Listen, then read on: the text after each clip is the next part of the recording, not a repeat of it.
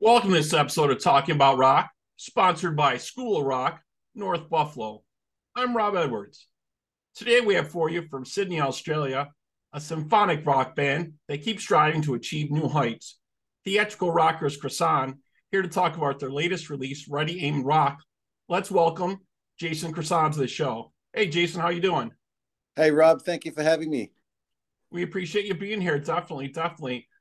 So let's start a little bit. We know we got the new album coming out, but I want to let the folks know a little bit about yourself. So you actually started playing at a very young age. You were playing piano at 6 years old, I was reading. Yeah, I think it was piano. It was actually piano accordion of all things. Okay. My dad loved the instrument, and was one of these chubby little Greek kids with a piano accordion, Right. And your, forced your to play first at family inspiration was functions. listening to ABBA music, I guess, right?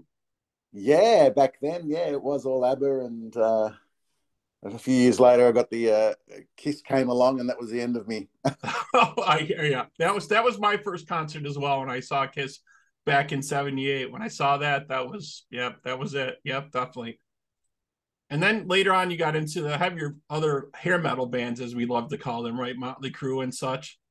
Yes, yeah, I remember it as a teenager picking up this black album with a pentagram on it, and I opened it up, and the cover was these four guys in hell. It was Motley Crue, Shout at the Devil, and that was it. I Right, was hooked. right. Yeah. When I saw that myself, I wasn't sure if is this guys or is this girls? I wasn't sure at first. But yeah, definitely a breakthrough album for them for sure. And then you started getting into a little heavier stuff, right? You started to get into Iron Maiden and stuff like that. Yeah, so I think probably the first concert I actually went to was the World Slavery Tour, and just being there and seeing 15-foot mummies and fireworks and Dave Murray being next to flames. I just looked at that and went, yeah, I want to do that. Right, right. They always put on such a great show. They still do, and they have such a great following. All Oh, right, unbelievable. so yeah, so before we get into the new release, let's give our audience a little history lesson here on what's happened with you folks. So formed in 2006, you guys have What? released 6 albums and a live DVD. Is that correct? Yes, that's correct. It was actually I started the band probably a bit earlier than that, probably '99. But we were still finding our way, and it wasn't until the first album was released in 2004, I think it was.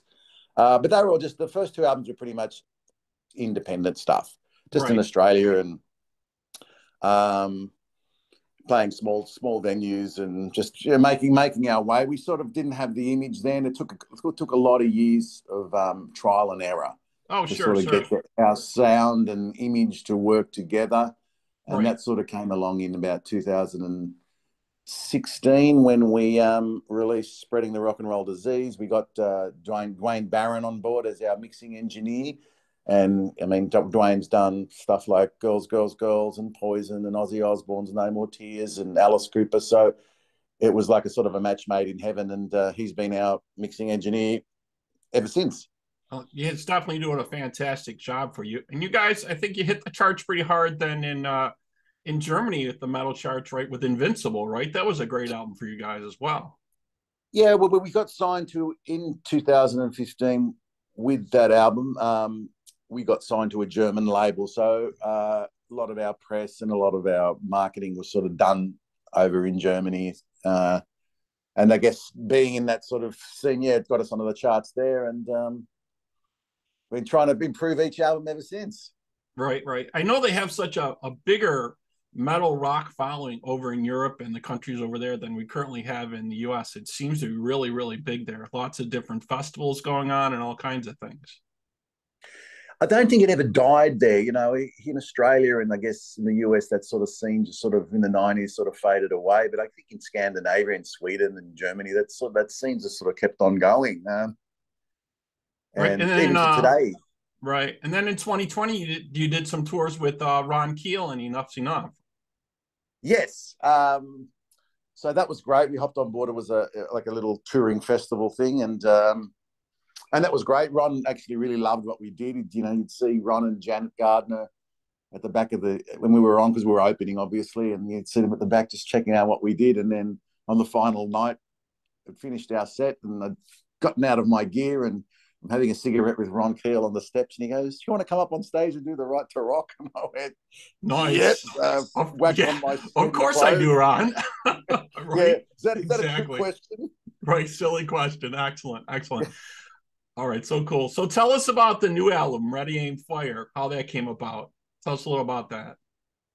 Okay, so look, we just basically we've tried to improve each album as it comes along, and the one before, Rock and Roll Love Affair, like it got some good reviews. It was pretty what we do, just try and create catchy rock anthems, but we just had to better ourselves for this one. And then that's what happens with every album. You get good reviews, and then you've just got to go better and better and better. And with this one, I thought, well, okay. I sort of dwelled into my passion for Jim Steinman as a songwriter. As you guys know, he's Meatloaf, Bonnie Tyler. Right. So I'd be in the studio going, okay, what do I do here? What would Steinman do, or what would Desmond Child do? Desmond, right. Phenomenal and writer, Desmond Child, right? Yeah. Yeah. So being a writer, I sort of admire writers, so to speak. Guitarists, have they admire guitar players. Being a writer, it's me. I got to see what would these guys do here, Yeah. and you can hear a bit of Meatloafy style, still keeping our our catchy rock anthems, but adding that little bit of theatrics into it as well, and embellishing that sort of style. Yeah, that's So that was the whole definitely so thing. important. Yeah, definitely the showmanship that you guys put into it, the theatrics, the symphonic sound. It's definitely all there. And I agree with you about the lyric thing, because that's huge for me. If there's a catchy song, that's great. But if the lyrics are really intense and really speak to you, I think that's what really gets the audience. Yeah. Well, that's always the hardest thing for me, trying to write Right. lyrics and not repeat. Generally I've got nothing to say. Right. I was reading, like, you usually write when you get into the studio. You don't usually write before, right? I demo everything. So I could work till 2 PM, in the morning. So the way I do it is I'll write all the stuff, I'll demo it. I'll pretty much do all the instruments as a demo. Then I'll give it to the guys. If I'm stuck, I've got I've got a couple of people I can go to and say, listen, what should we do here? Right. But generally, right. I'll demo everything, then give it to the musicians, and let them add their flavour to it. Let the drummer do his thing, let the guitarist do his thing, but the structures are already there. Right. It's all pretty much there except for the solos. Right. And again, you had Dwayne Barrow on here. He mixed, and Dave Donnelly mastered for you with Aerosmith, Kiss, and Whitesnake. Got some amazing guys behind the project. That's great. Well, that's great. I mean, they do give it that really boost that sound, and the way Dwayne mixes and it just makes our songs it just gives it a bigger boost. Yeah, definitely. And the production value has grown for you guys for sure. I went back and listened to a lot of your earlier stuff and kind of moved forward and stuff, and you can definitely see that growth from the time period. You know what I mean? Yeah, no, I mean, it's great, but there's also, like my guitarist just said, we're getting a good rap for this album, and it's like, oh, the pressure's on now for the next one. It's got to be bigger and better. What can you do next? Of course, that's the way it goes. Right, actually. Excellent. Yeah. So I wanted to talk about the first single you guys released, and it's such a positive anthem, United. I really like it. Thank you. Yeah. Look, most of the stuff that most of the lyrical content, I guess you write what you surround yourself with. And for a long time, I just listened to all those positive speakers and motivational speakers. So a lot of our stuff's quite uplifting. It's about, if you've got a dream, go get it. Don't let anything stop you, and to do the right thing, and you'll get there. Just keep on going. It's perseverance more than anything else. Exactly. I love the message, and I love the track. And we're going to take a quick break here. We're going to play the video for United, and we'll be right back here on Talking About Rock.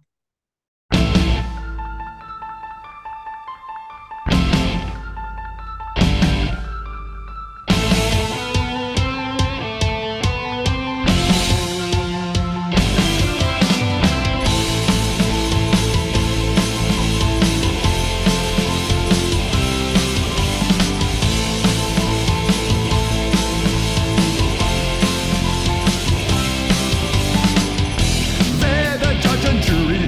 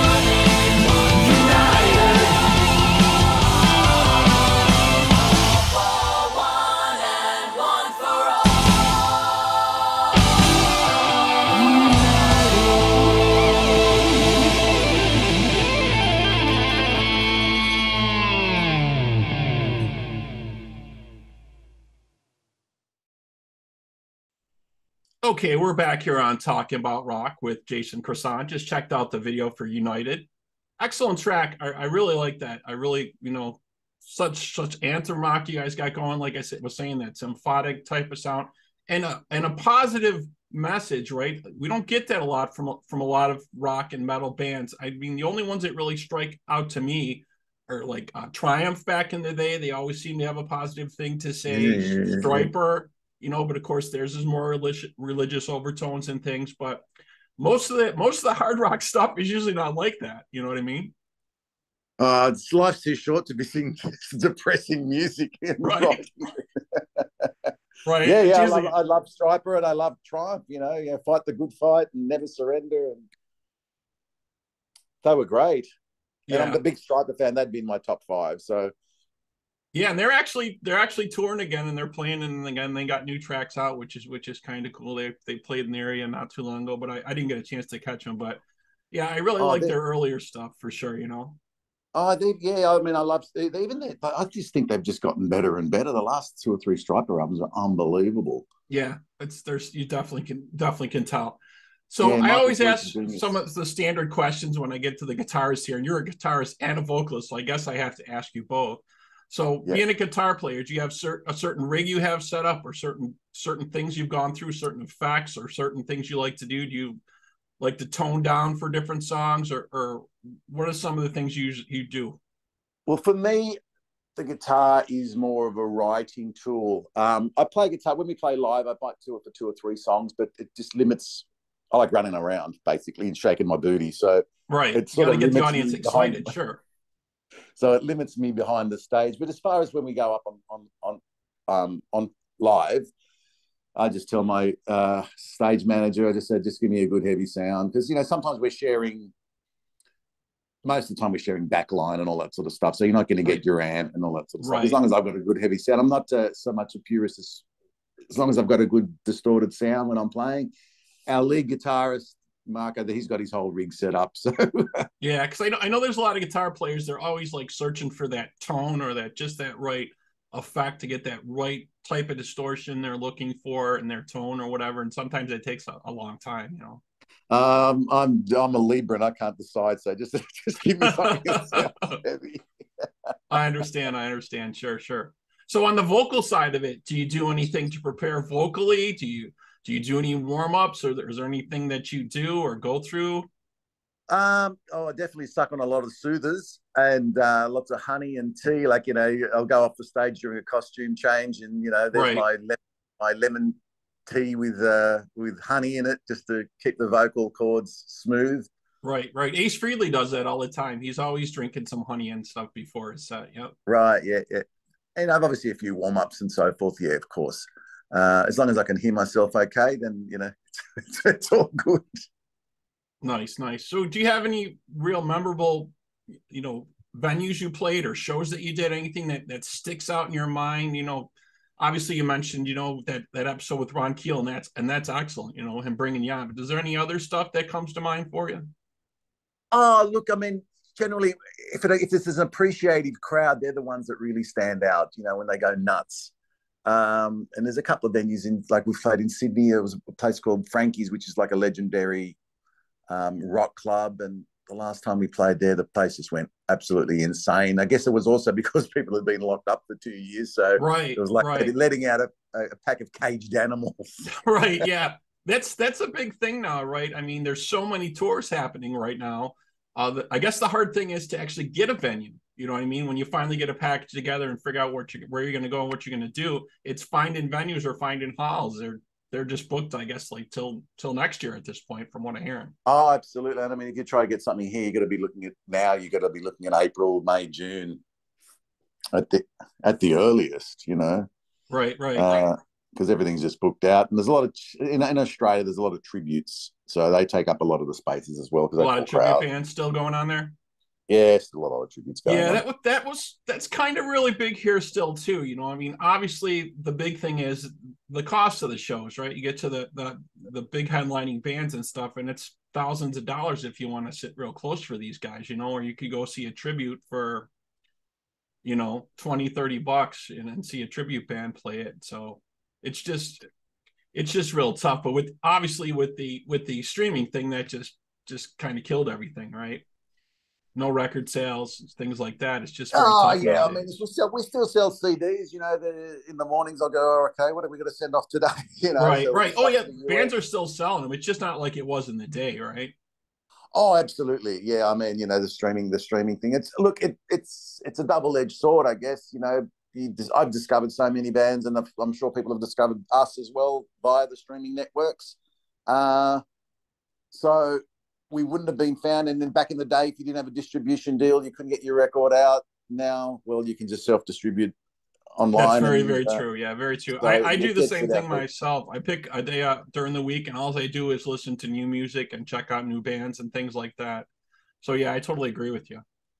Yeah, so I mean, I've discovered there's lots of great melodic rock bands coming from Sweden and so forth, like Heat and Crazy Licks and Eclipse. So I would never have discovered any of these guys if it wasn't for, oh, you might like this. And you click on it, and then it pops up, and you're hooked. Exactly, exactly. So much good stuff coming out. So you guys also released another track, which was really cool. I wanted to check out called "Fallen from Grace." Can you tell us a little bit about that track? Yeah, look, the track itself, if you actually listen to it, it's actually quite a positive message, um, like that uplifting stuff that we do. But what if we wanted to, with the video, we wanted to go a little left of field. So we sat down with the directors. We went, okay, let's try something different, and we came up with this whole fallen angel. The band turns into demons at the end, sort of theme, which Okay, which nice. which Yeah, works. We all got like wolf contact lenses and put them in, right. and the makeup artists went nuts with all the blood dripping down. So look, it was just add a bit of a horror theme to it, even though the song lyrically isn't along those lines. Right, right. It You it still got works. the theatrical value, which I love that. I really, really love that. So I wanted to play that real quick. So we'll take a look at the video for Fallen from Grace, and we'll be right back here on Talking About Rock.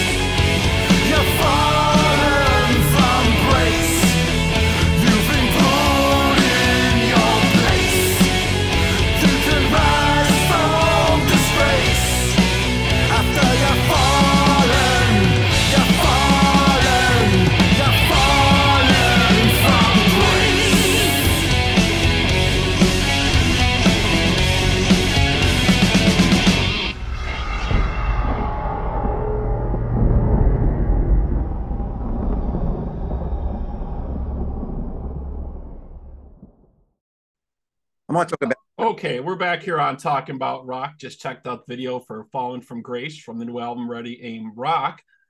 So really interesting stuff with that. You know, you were talking about it a little earlier with all the different costumes and the eye effects and stuff. Pretty interesting. Well, that's what we try and do. I mean, obviously, when we write new songs, we have to sort of say, how are we going to fit this into the show?